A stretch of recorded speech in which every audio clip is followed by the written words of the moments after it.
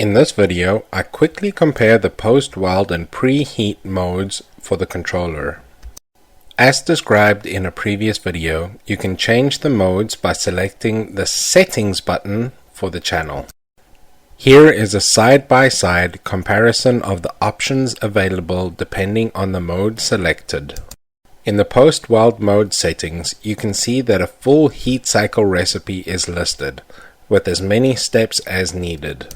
Creating a recipe for a channel is covered in a previous video and a link is posted in the comments.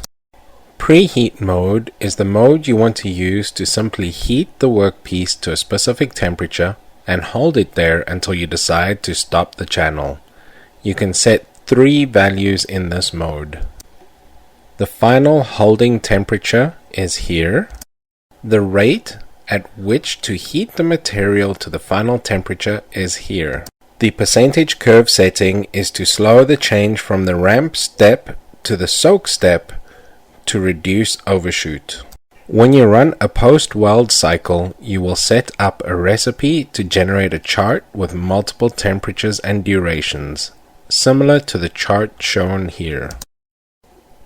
Preheat mode will produce a chart similar to this, where you increase the temperature to a set value and hold it there as long as you want. Thank you for watching. Please check out the rest of the video tutorials on how to use the user-friendly HeatView software, or go to heatview.ca and click on the Contact Us button if you need any more support.